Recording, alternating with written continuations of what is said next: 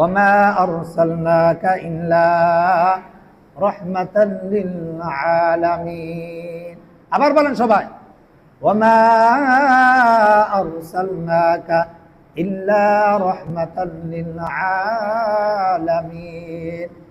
স্বয়ং আল্লাহ সুবহানাহু ওয়া তাআলা বলেন, হে নবী, আমি শুধু আপনাকে আপনার উম্মতের জন্য রহমত স্বরূপ প্রেরণ করি না, আমি আপনাকে আপনার উম্মত ছাড়া ইহুদির জন্য আপনার রহমত, খ্রিস্টানের জন্য আপনার রহমত, মানুষদের জন্য আপনার রহমত, পশু পাখির জন্য আপনার রহমত, এমনকি গোটা বিশ্ববাসী সবার জন্য আপনি নবী রহমত। সুবহানাল্লাহ। বুঝছেন, আমাদের নবী কি গোটা বিশ্ববাসী সবার জন্য রহমত। ওই রহমতের নবী, দয়ার নবী, মায়ার নবী কতটা কঠোর হইলে তিন ব্যক্তির ব্যাপারে অভিশাপ করেছেন। কয় ব্যক্তির ব্যাপারে? তিন ব্যক্তির ব্যাপারে। একবার জুমার দিন আল্লাহ রাসূল সাল্লাল্লাহু আলাইহি ওয়াসাল্লাম মিম্বারে আর প্রথম সিঁড়িতে যখন পা রাখলেন তখন বললেন আমিন। যখন দ্বিতীয় সিঁড়ির মধ্যে পা রাখলেন তখনও বললেন আমিন। যখন তৃতীয় সিঁড়ির মধ্যে পা রাখলেন তখনও বললেন আমিন।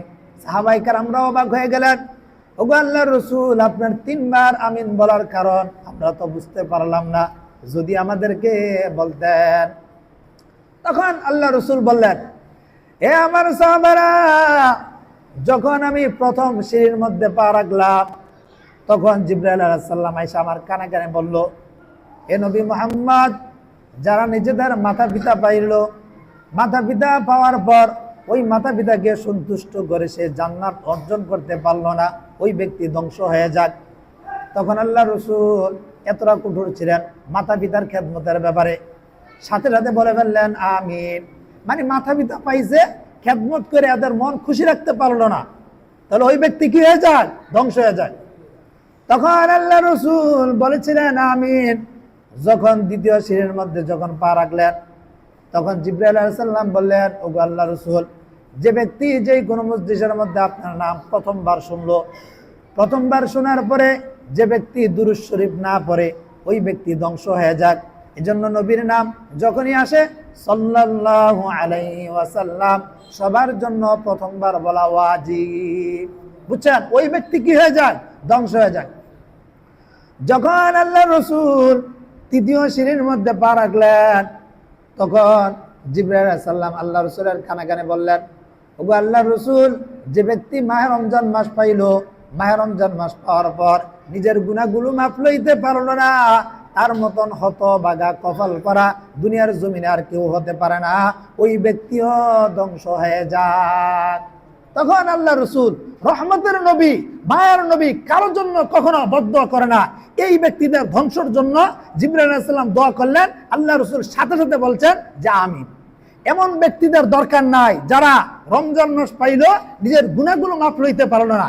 এই ব্যক্তির মতন কপাল পরা আর কেউ নাই, তার জন্য দয়া করেও কোনো লাভ নাই।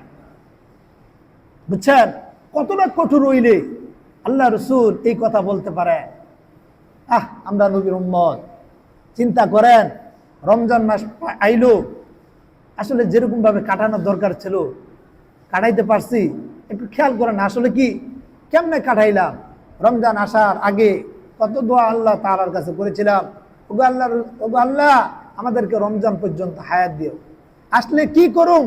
যেটা বাস্তবে দেখাইছে, আসলে যেরকম করার দরকার ছিল কিছুই করতে পারি না, কত ত্রুটি বিচ্ছুতি হয়েছে।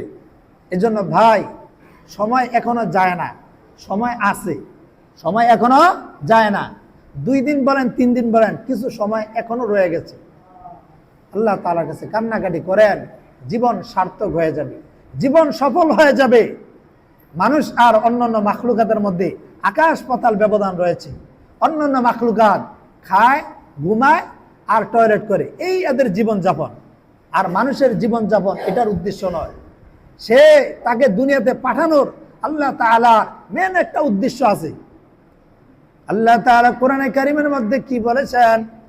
ওয়ামা খালাকতুল জিন্না ওয়াল ইনসা ইল্লা লিয়াবুদুন। মানুষ, তুমি উদ্দেশ্যহীনভাবে চলাফেরা করিও না।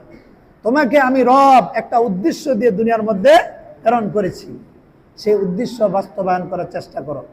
আমরা অনেকে বুড়া হয়ে গেছি, অনেকের শরীর দুর্বল হয়ে গেছে, অনেকের দাড়িগুলো চুলগুলো পেকে গেছে, বা আসলে যে যে অবস্থার মধ্যে আছি কেউই তার অবস্থা ধরে রাখতে পারতেছি না। পরিবর্তন হইতেছে, পরিবর্তন হইতেছে। আমাদের পূর্বপুরুষ অনেকেই, আমাদের পূর্বপুরুষ যাদের ছোটবেলায় হাতে ধরে চলাফেরা করছি, যে ময়মুরব্বীদের কথা বলি, এরা অনেকেই নাই, ঠিক না?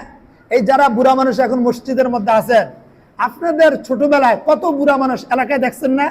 দেখেন তো ওই বুড়া মানুষগুলো এলাকায় এখন আসেনি? হ্যাঁ, একটা ওই বুড়া মানুষগুলো এলাকায় নাই। আপনারা বুড়া মানুষ, আজকে বুড়ো হয়ে গেছেন, ছোট ছোট পোলামেন্টরা আপনাদেরকে বুড়া হিসাবে দেখতেছে। কোন একটা সময় এলাকার মধ্যে অনেক ধরনের বুড়া মানুষ আপনারা দেখছেন, অথচ ওই একটা বুড়া মানুষ আজকে দুনিয়া নাই। এই তো জীবন, কি গণ ভাই, এই তো জীবন, ঠিক না? এই জীবন কি করলাম, কি কাজে ব্যয় করলাম, কি করলাম? জীবনের একটা উদ্দেশ্য থাকে, কি করলাম? এখন হিসাব বিকাশ করেন। আপনাদেরকে তুচ্ছ তাচ্ছিল্য করার জন্য কথাগুলো বলি না, সময় আছে, কাজে লাগান, সফল হবেন।